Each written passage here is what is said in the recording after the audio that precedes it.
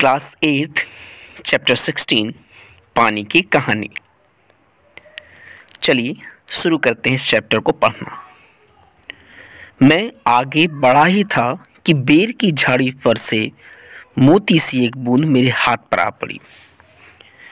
मेरे आश्चर्य का ठिकाना ना रहा जब मैंने देखा कि ओस की बूंद मेरी कलाई पर से सरक कर हथेली पर आ गई है। मेरी दृष्टि पड़ते ही वह ठहर गई। थोड़ी देर में मुझे सितार के तारों की सी झंकार सुनाई देने लगी। मैंने सोचा कि कोई बजा रहा होगा। चारों ओर देखा, कोई नहीं। फिर अनुभव हुआ कि यह स्वर मेरी हथेली से ही निकल रहा है।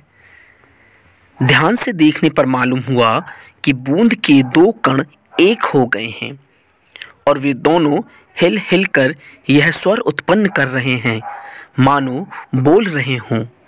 उसी सुरीली आवाज में मैंने सुना, सुनो सुनो। मैं चुप था। फिर से आवाज आई, सुनो सुनो। अब मुझसे रहा ना गया। मेरे मुख से निकल गया, कहो कहो। ओस की बूंद मानो प्रसन्नता से हिली और बोली, मैं ओस हूं। मैंने कहा, जानता हूं। फिर ओस कहती है, लोग मुझे पानी कहते हैं, जल भी कहते हैं। मैंने कहा, मालूम है। मैं बेर के पेड़ से आई हूं। मैंने कहा, झूठी। और सोचा, बेर के पेड़ से क्या पानी का फव्वारा निकलता है? बूंद फिर हिली, मानो मेरे अविश्वास से उसे दुख हुआ हो। सुनो, मैं इस पेड़ के पास की भूमि में बहुत दिनों से इधर उधर घूम रही थी। मैं कणों का हृदय टटोलती फिरती थी कि यकायक पकड़ी गई। पकड़ी गई कैसे? मैंने पानी की बूंद से पूछा। वह जो पेड़ तुम देखते हो ना, हाँ, वह ऊपर इतना ही बड़ा नहीं, पृथ्वी में भी लगभग इतना ही बड़ा है। उसकी बड़ी जड़ें, छोटी जड़ें और जड़ों के रोए हैं। वे रोए बड़े निर्दयी होते हैं। मुझ जैसे असंख्य जल कणों को वे बलपूर्वक पृथ्वी में से खींच लेते हैं। कुछ को तो पेड़ एकदम खा जाते हैं और अधिकांश का सब कुछ छीनकर उन्हें बाहर निकाल देते हैं। क्रोध और घृणा से उसका शरीर कांप उठा। उसका मतलब पानी की बूंद का। तुम क्या समझते हो कि वे इतने बड़े यूं ही खड़े हैं? उनको इतना बड़ा बनाने के लिए मेरे असंख्य बंधुओं ने अपने प्राण नाश किए हैं। असंख्य बंधुओं अर्थात पानी की बूंदें। और मैं बड़े ध्यान से उसकी कहानी सुन रहा था। हाँ, मैं तो भूमि की खनिजों को भी अपने शरीर में घुलाकर आनंद से फिर वही थी कि दुर्भाग्यवश एक रोए से मेरा शरीर छू गया। मैं कांपी, दूर भागने का प्रयत्न किया, परंतु वे पकड़कर छोड़ना ही नहीं जानते। मैं रोए में खींच ली गई। फिर क्या हुआ? मैंने पूछा और मेरी उत्सुकता बढ़ती चली गई। मैं एक कोठरी में बंद कर दी गई। थोड़ी देर बाद ऐसा जान पड़ा कि कोई मुझे पीछे से धक्का दे रहा है और मानो कोई हाथ पकड़कर आगे को खींच रहा हो। मेरा एक भाई भी वहां लाया गया। उसके लिए स्थान बनाने के कारण मुझे दबाया जा रहा था। आगे एक और बूंद मेरा हाथ पकड़कर ऊपर खींच रही थी। मैं इन दोनों के बीच पिस चली। मैं लगभग 3 दिन तक यहां सांसत भोगती रही। मैं पत्तों के नन्हे नन्हे छेदों से होकर जैसे तैसे जान बचाकर भागी। मैंने सोचा था कि पत्ते पर पहुंचते ही उड़ जाऊंगी, परंतु बाहर निकलने पर ज्ञात हुआ कि रात होने वाली थी और सूर्य जो हमें उड़ने की शक्ति देते हैं वे जा चुके हैं। वायुमंडल में इतने जलकण उड़ रहे हैं कि मेरे लिए वहां स्थान नहीं, तो मैं अपने भाग्य पर भरोसा कर पत्तों पर ही सुकड़ी पड़ी रही। अभी जब तुम्हें देखा तो जान में जान आई और रक्षा पाने के लिए तुम्हारे हाथ पर कूद पड़ी। इस दुख तथा भावपूर्ण कहानी का मुझ पर बड़ा प्रभाव पड़ा। मैंने कहा, जब तक तुम मेरे पास हो कोई पत्ता तुम्हें छू नहीं सकेगा। इतने में पानी की बूंद बोलती है, भैया तुम्हें इसके लिए धन्यवाद है। मैं जब तक सूर्य न निकले तभी तक रक्षा चाहती हूँ। उनका दर्शन करते ही मुझ में उड़ने की शक्ति आ जाएगी। मेरा जीवन विचित्र घटनाओं से परिपूर्ण है। मैं उसकी कहानी तुम्हें सुनाऊंगी तो तुम्हारा हाथ तनिक भी ना दुखेगा। मैं बोलता हूँ, ठीक है सुनाओ। तो पानी की बूंद बोलती है, बहुत दिन हुए मेरे पुरखे हद्रजन और औसजन नामक दो गैसें सूर्यमंडल में लपटों के रूप में विद्यमान थीं। सूर्यमंडल अपनी निश्चित मार्ग पर चक्कर काट रहा था। वे दिन थे जब हमारे ब्रह्मांड में उथल पुथल हो रही थी। अनेक ग्रह और उपग्रह बन रहे थे। ठहरो, मैंने उसको रोका। क्या तुम्हारे पुरखे अब सूर्यमंडल में नहीं हैं? तो पानी की बूंद कहती है, हैं। उनकी वंशज अपनी भयावह लपटों से भी अब उनका मुख उज्जवल किए हुए हैं।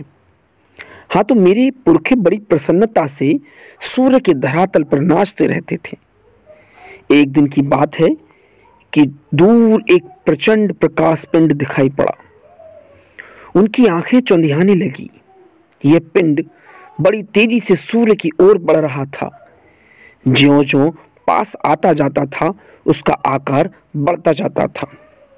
यह सूर्य से लाखों गुना बड़ा था। उसकी महान आकर्षण शक्ति से हमारा सूर्य कांप उठा। ऐसा ज्ञात हुआ कि उस ग्रहराज से टकराकर हमारा सूर्य चूर्ण हो जाएगा। वैसा ना हुआ। वह सूर्य से सहस्त्रों मील दूर ही घूमा और चला गया। परंतु उसकी भीषण आकर्षण शक्ति के कारण सूर्य का एक भाग टूटकर उसके पीछे चला। सूर्य से टूटा हुआ भाग इतना भारी खिंचाव न संभाल सका और कई टुकड़ों में टूट गया। उन्हीं में से एक टुकड़ा हमारी पृथ्वी है।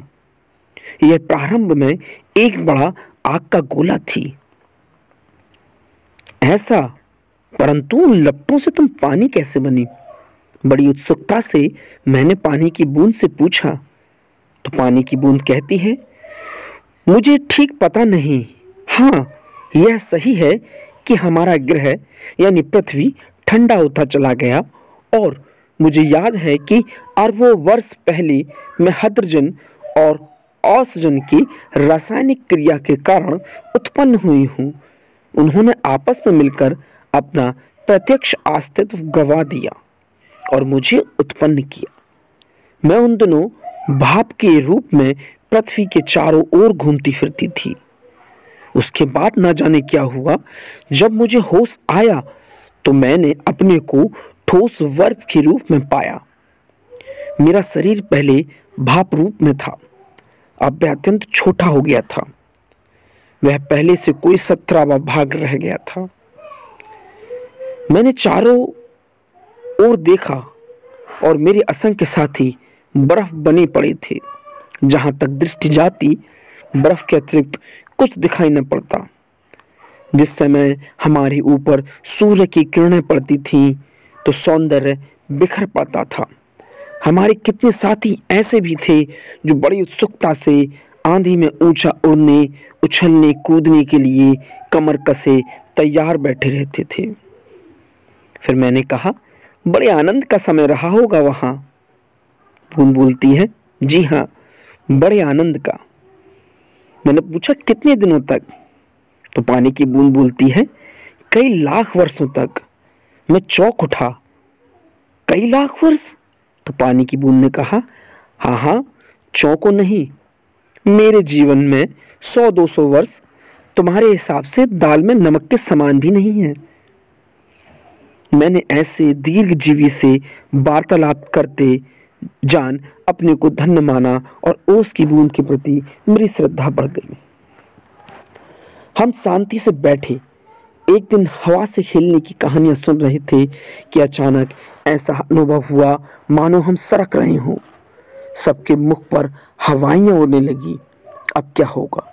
इतने दिन आनंद से काटने के पश्चात अब दुख सहन करने का साहस हम में ना था। बहुत पता लगाने पर हमें ज्ञात हुआ कि हमारे भार से ही हमारे नीचे वाले भाई दबकर पानी हो गए हैं। उनका शरीर ठोसपन को छोड़ चुका है और उनके तरल शरीर पर हम फिसल रहे हैं। मैं कई मास समुद्र में इधर उधर घूमती रही। एक दिन एक गर्म धारा से भेंट हो गई। धारा के जलते अस्तित्व को ठंडक पहुंचाने के लिए हमने उसकी गर्मी सोखना प्रारंभ कर दी। इसके फलस्वरूप मैं पिघल पड़ी और पानी बनकर समुद्र में मिल गई। समुद्र का भाग बनकर मैंने जो दृश्य देखा वह वर्णनातीत है। मैं अभी तक समझती थी कि समुद्र में केवल मेरे बंधु बांधवों का ही राज है, परंतु अब ज्ञात हुआ कि समुद्र में चहल पहल वास्तव में दूसरे ही जीवों की है। उसमें निरा नमक भरा है। पहले पहल समुद्र का खारापन मुझे बिल्कुल नहीं भाया। जी मचलाने लगा, पर धीरे धीरे सब सहन हो चला। एक दिन मेरे जी में आया कि समुद्र के ऊपर तो बहुत घूम चुकी हूँ, भीतर चलकर देखना चाहिए कि क्या है।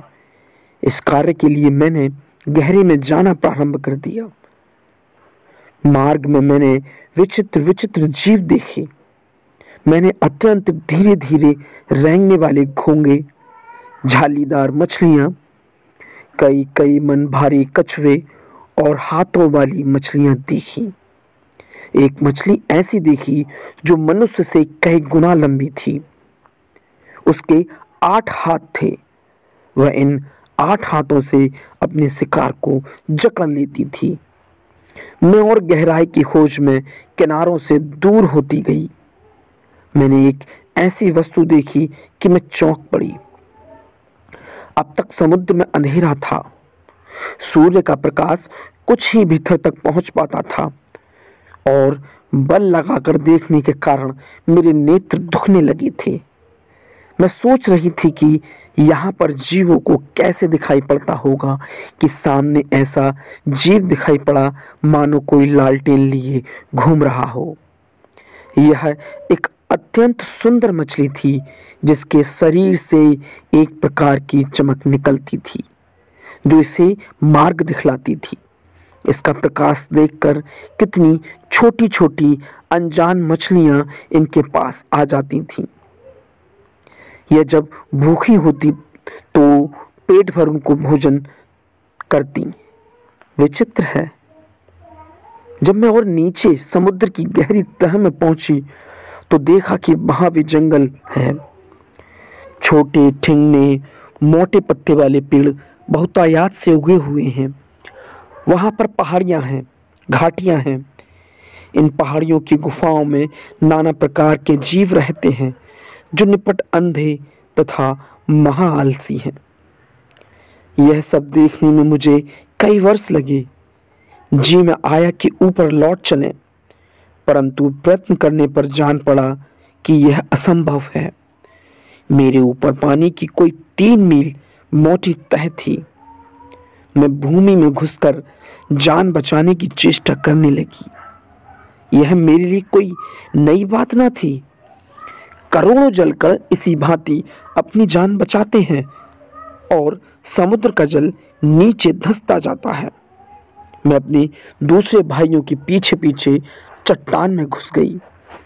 कई वर्षों में कई मील मोटी चट्टान में घुसकर हम पृथ्वी के भीतर एक खोखले स्थान में निकले और एक स्थान पर इकट्ठा होकर हम लोगों ने सोचा कि क्या करना चाहिए।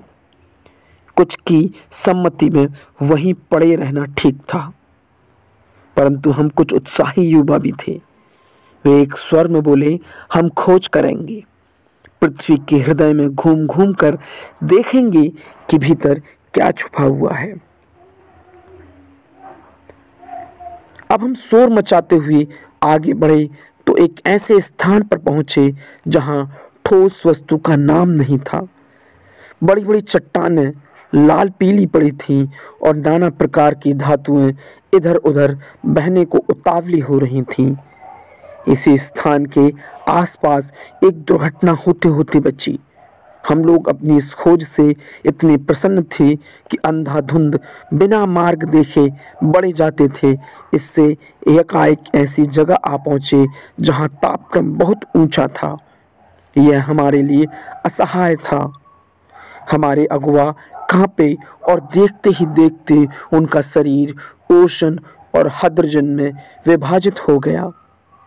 इस दुर्घटना से मेरे कान खड़े हो गए। मैं अपने और बुद्धिमान साथियों के साथ एक ओर निकल भागी।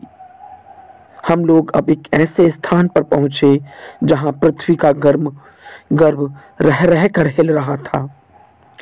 एक बड़े जोर का धड़ाका हुआ। हम तेजी से बाहर फेंक दिए गए।